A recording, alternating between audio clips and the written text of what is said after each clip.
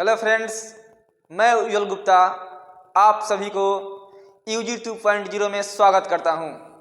मैं आप सभी के लिए एसएसटी के कुछ महत्वपूर्ण सवाल लेके आए हुए हैं। चलिए शुरू करते हैं। अपना यहाँ एक में है, सन 1870 में फ्रांस और पर्सा के बीच युद्ध कहाँ हुआ था? सन 1870 में फ्रांस और पर्सा के बीच युद्ध कहाँ हुआ था? तो आप याद रखिएगा, सेडोन में हुआ था। सेडोन में हुआ था। कहाँ हुआ था? सेडोन में हुआ था। अगला प्रश्न है, इटली के एकीकरण में किसका संबंध नहीं है?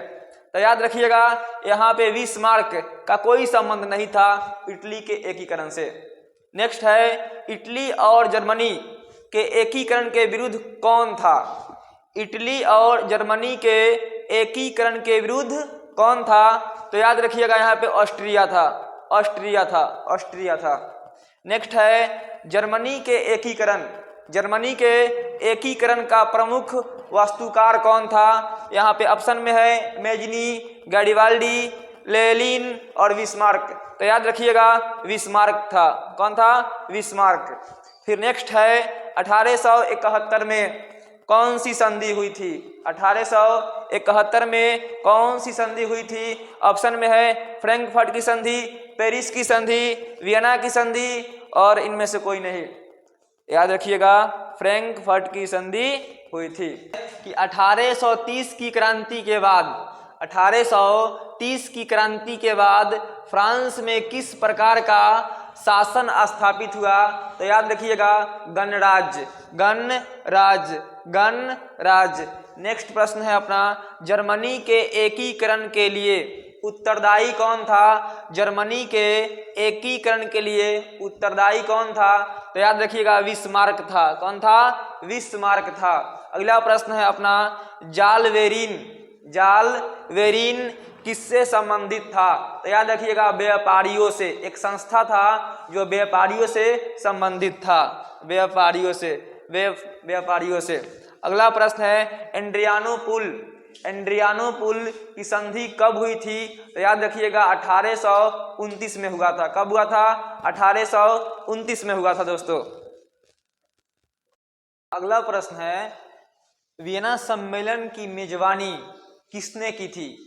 वियना सम्मेलन की मेजबानी किसने की थी? तो याद रखिएगा, मेटरनिक ने किया था। किसने किया था? मेटरनिक ने किया था।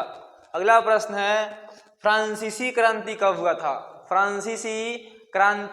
हुआ था? तो याद रखिएगा, 1789 में हुआ था। कब हुआ था? 1789 में हुआ था। याद रखिएगा बाबू, फ्रांसीसी क्रांति हुआ था 1789 में। अगला प्रश्न है, राष्ट्रीय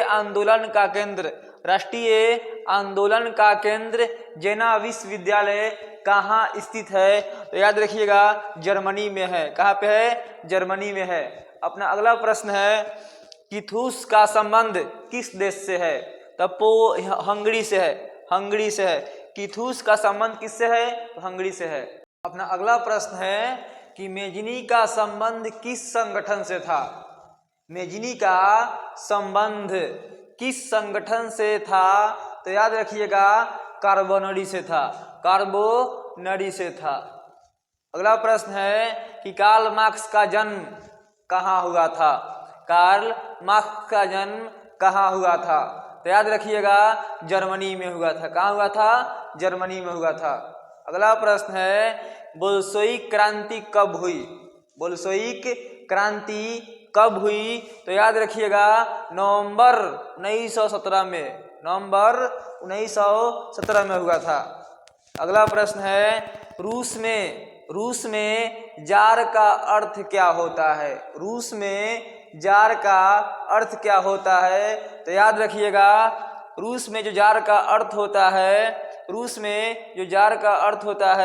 रूस का सम्राट होता है। अगला प्रश्न है, रूस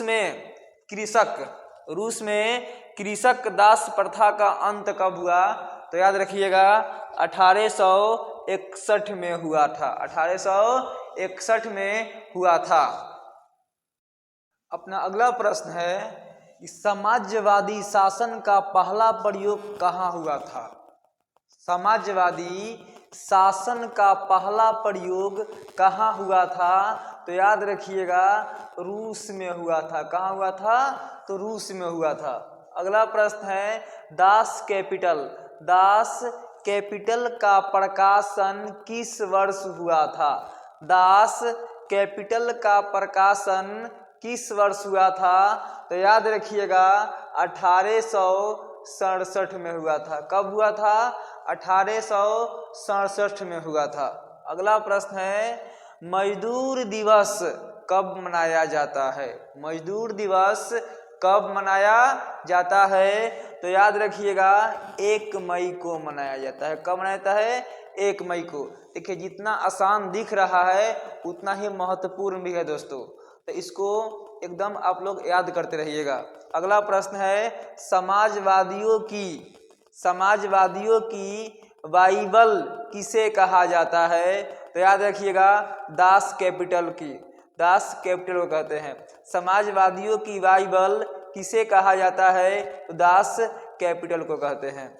अगला प्रश्न है कि विश्व का पहला समाजवादी देश था। विश्व का पहला समाजवादी देश था। तो याद रखिएगा रूस था। कौन था? रूस था। आप सभी कोई इस वीडियो को अधिक से अधिक शेयर कीजिए और इस चैनल को सब्सक्राइब कीजिए। धन्यवाद।